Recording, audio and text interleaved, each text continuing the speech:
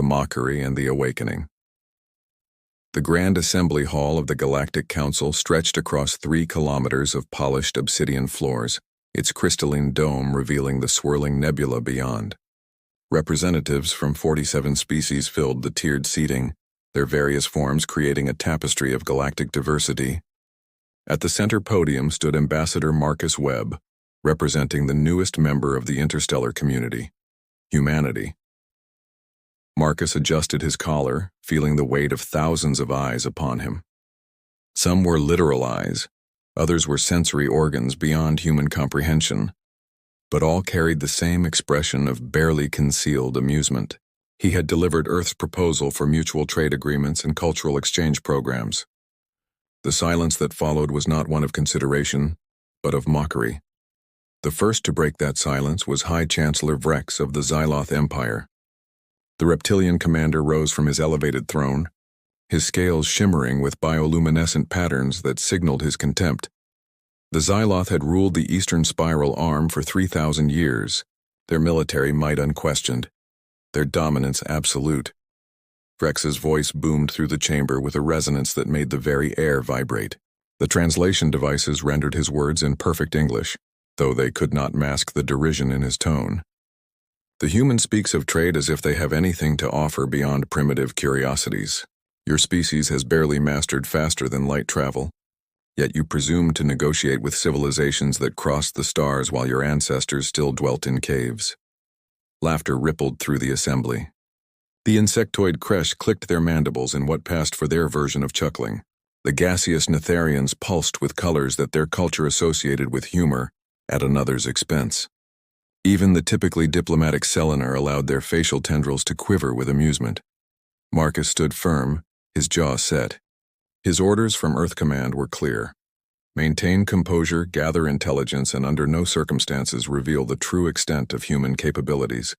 For 15 years, since humanity's first stumbling faster than light voyage, Earth had played the role of the naive newcomer. Every alien species that visited human space saw exactly what humanity wanted them to see. A young civilization, technologically inferior, politically fragmented, and militarily insignificant. High Chancellor, Marcus replied evenly, humanity seeks only peaceful coexistence. We have much to learn from the elder races, and perhaps in time, we might contribute our own perspectives to the galactic community. Vrex descended from his throne, his massive form towering over the human ambassador. The Xyloth commander's claws clicked against the obsidian floor with each step, a sound that had preceded conquest on 100 worlds. Contribute? Your perspectives? Let me educate you on how the galaxy truly functions, human.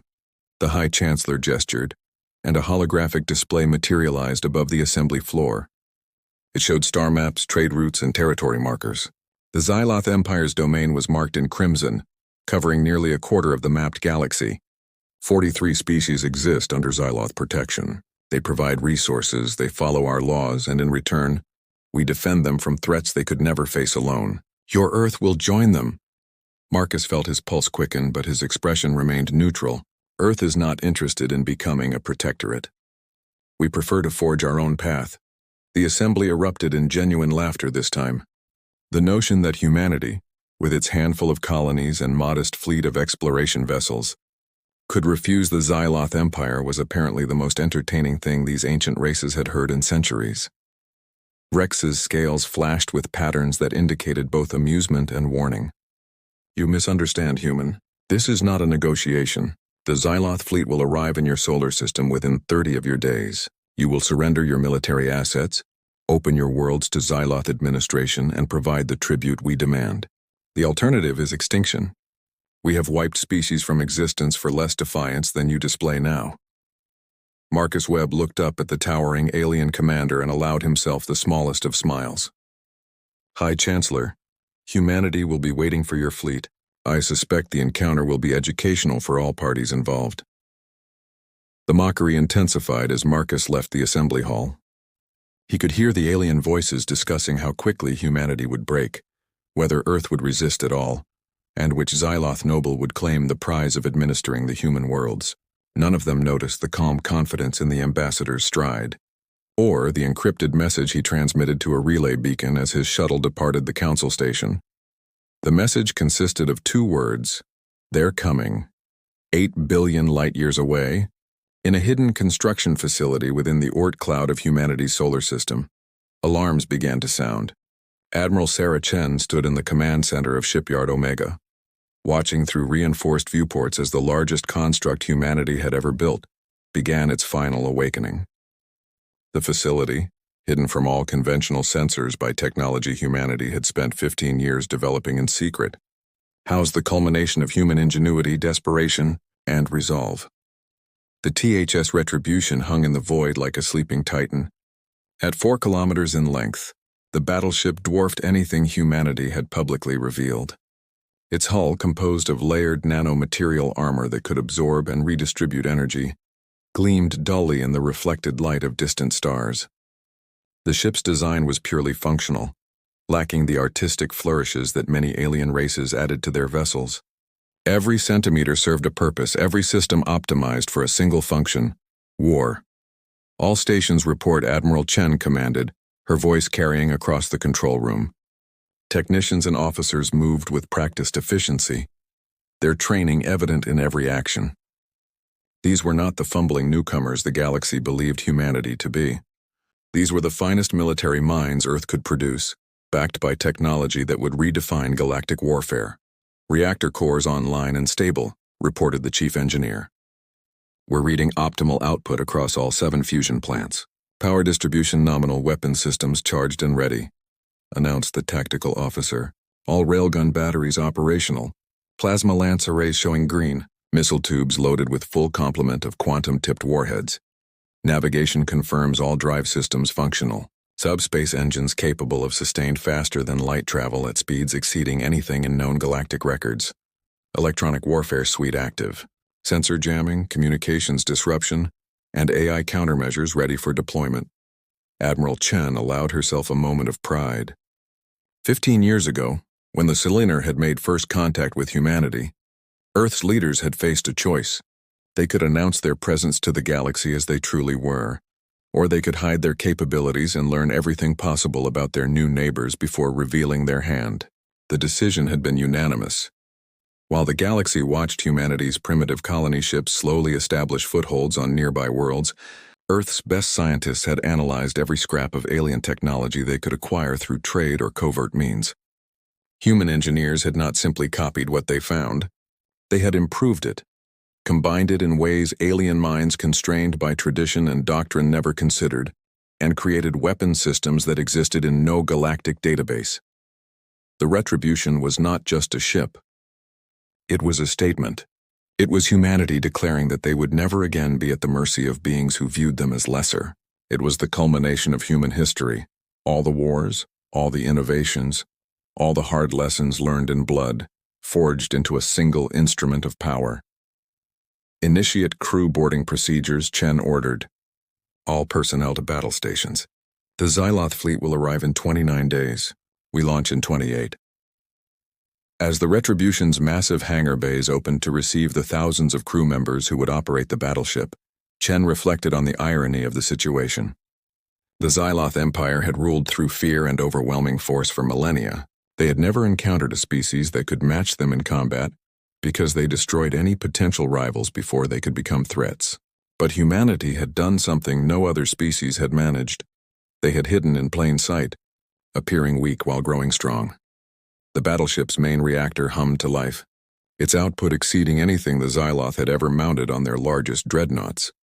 The Retribution's AI systems, far more sophisticated than the simple automated functions most alien races employed, began running final diagnostic checks. Human-computer science, unburdened by the galactic taboos against artificial intelligence, had created a synthetic mind capable of processing battlefield data faster than any biological brain.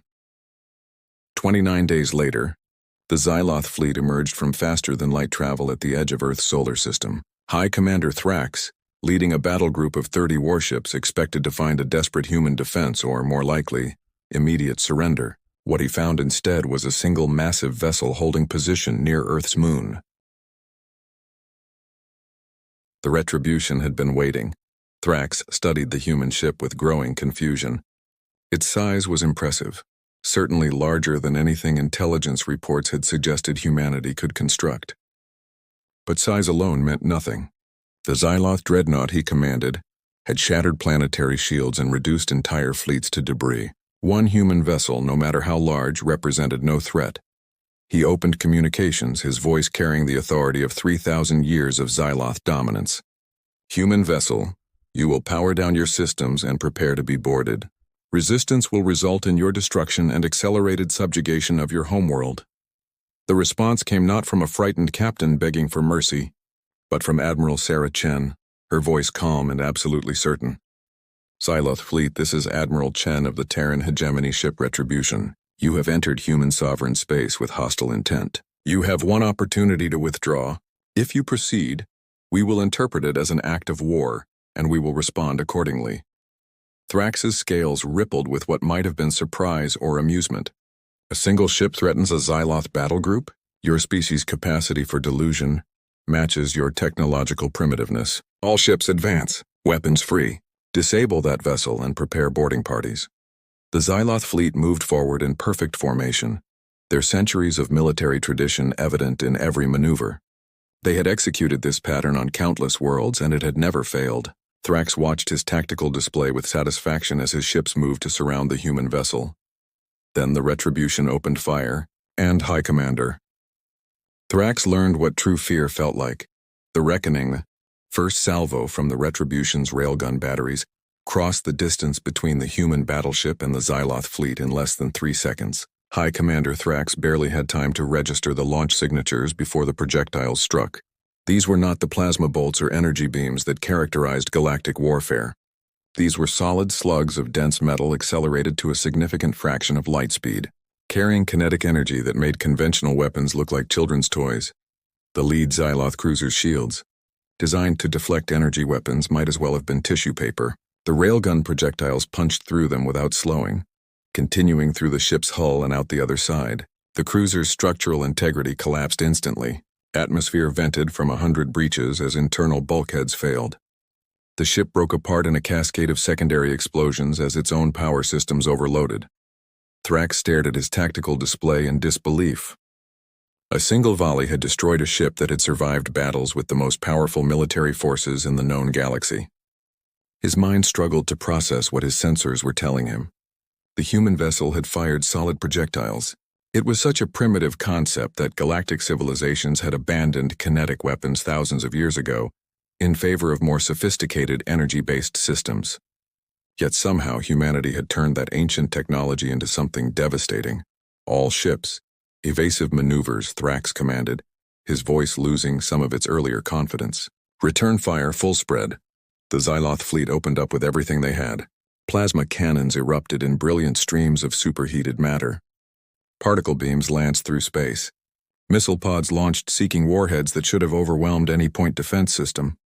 It was a display of firepower that had reduced entire planetary defense networks to molten slag. The Retribution's defensive systems engaged with inhuman precision. Point defense lasers controlled by the ship's AI tracked and destroyed incoming missiles with perfect accuracy. Energy shields, far more sophisticated than anything in the galactic standard, absorbed plasma fire and redirected particle beams harmlessly into space. The few attacks that managed to reach the hull impacted against armor that had been designed specifically to counter every known weapon system in the alien arsenals. Admiral Chen watched from the Retribution's bridge as the battle unfolded exactly as the simulations had predicted. Humanity had spent 15 years analyzing galactic warfare, studying every engagement they could find records of, understanding the tactics and strategies that had remained unchanged for millennia. And then they had designed a ship specifically to counter all of it. Tactical, Chen ordered calmly. Target the Xyloth flagship. Plasma lance full power. Show them what real directed energy weapons look like. The Retribution's primary weapon system activated, drawing power from all 7 fusion reactors simultaneously. Magnetic fields containing temperatures that matched the core of a star, channeled into focusing arrays that human physicists had designed, using principles the aliens had never considered. The resulting beam was not the diffuse plasma that Xyloth weapons produced. It was a coherent lance of stellar matter, magnetically confined and precisely targeted. The beam struck Thrax's dreadnought dead center. For a moment, nothing seemed to happen. Then the flagship's shields collapsed under the sustained assault. The beam burned through armor plating that had been forged in null-gravity foundries, through bulkheads that had withstood centuries of combat, and deep into the ship's core systems. Thrax felt his vessel shudder as critical systems failed. Emergency klaxons blared. His crew shouted reports of cascading failures across every deck. "Retreat," Thrax commanded. His pride shattered along with his ship's integrity. All vessels. Emergency faster-than-light jump now. But the Retribution's electronic warfare suite had been active since the battle began. Human signals intelligence officers using quantum encryption technology the aliens couldn't detect, let alone counter, had infiltrated the Xyloth fleet's communication network. As the enemy ships attempted to activate their faster-than-light drives, they found their navigation systems corrupted, their jump coordinates scrambled, their own computers turned against them. Negative on faster-than-light capability, Thrax's chief engineer reported, panic creeping into his voice. "Our systems are locked out. Someone has complete control of our navigation." "That would be us," Admiral Chen's voice came through on the Xyloth command frequency. She had overridden their secured channels as easily as opening a door. "High Commander, your fleet is disabled. Your flagship is crippled. You have two options. Surrender immediately and your crews will be treated according to the humanitarian principles humanity actually practices, or continue this fight and be destroyed. Choose now." Thrax looked at his tactical display. Of his 30 warships, 1 was completely destroyed. 8 were heavily damaged and combat ineffective, and the rest were trapped by their own compromised systems. The single human vessel had suffered no damage whatsoever. In his 300 years of military service, he had never experienced defeat. The concept was almost incomprehensible. "We surrender," Thrax said quietly, the words tasting like poison. His scales had lost all their bioluminescence, a physiological response to extreme shame among his species. The Galactic Council convened an emergency session 3 days later. The massive assembly hall that had mocked humanity's ambassador now buzzed with fearful speculation. Word of the Xyloth fleet's defeat had spread across the galaxy faster than light itself, carried by merchants, diplomats, and refugees who could scarcely believe the reports. Ambassador Marcus Webb stood once again at the central podium, but the atmosphere was entirely different. The representatives who had laughed at him now watched with wary respect, calculating how this shift in galactic power would affect their own positions. The Xyloth delegation, led by a subordinate commander since Thrax remained in human custody, sat in humiliated silence.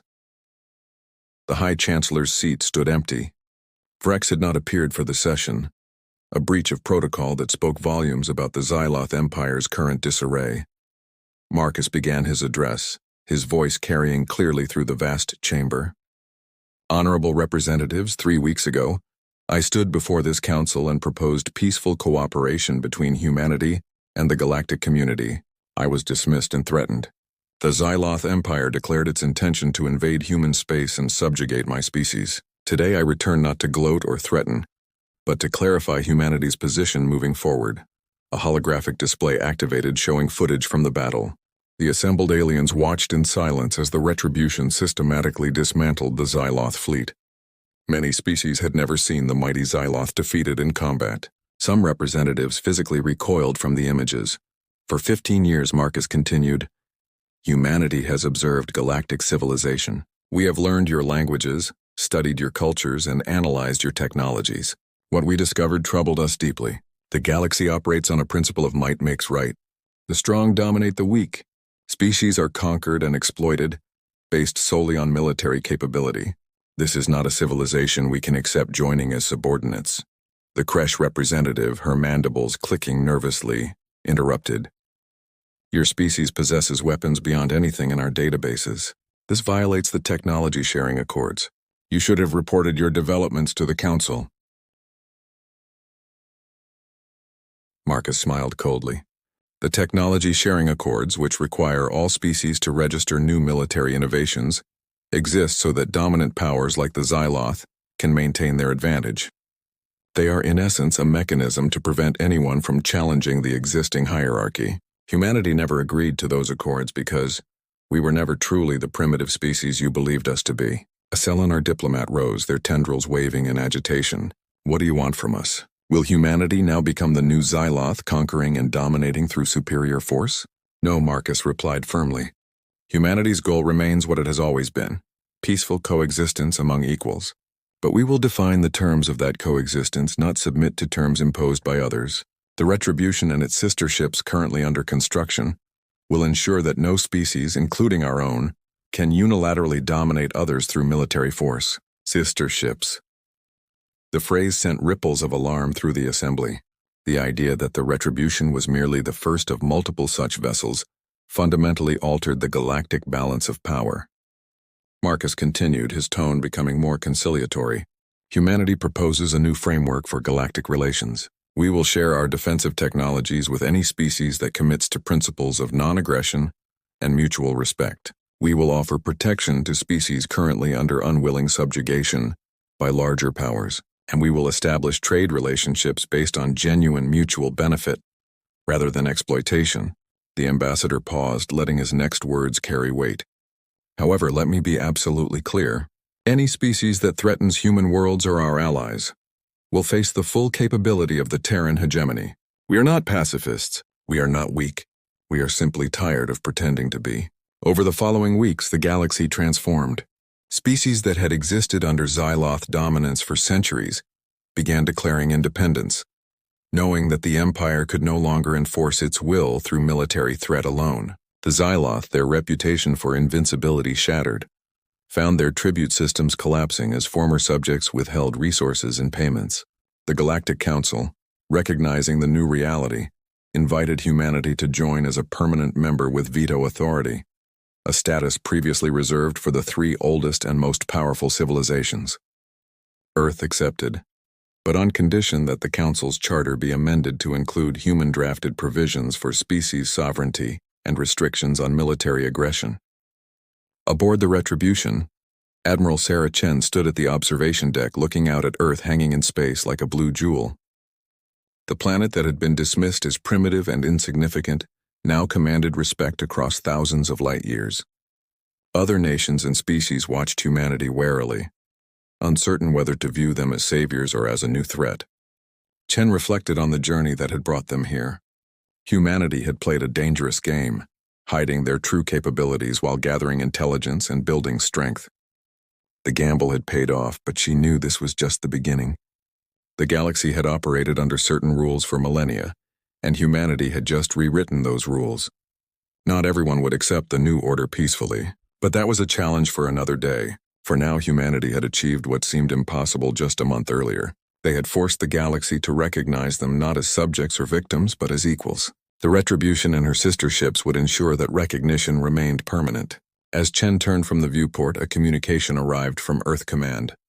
The message contained updated intelligence reports on species that might oppose humanity's rise and strategic assessments of potential future conflicts.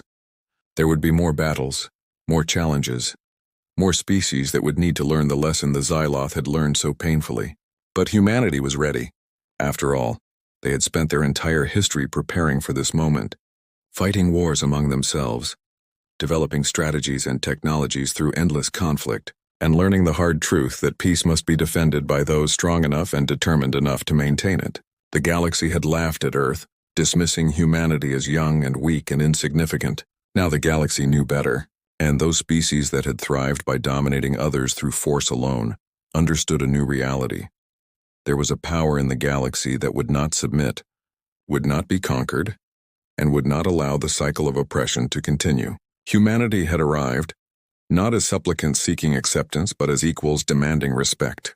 And the galaxy, whether it wanted to or not, would learn to accept the new order that humanity's battleships enforced.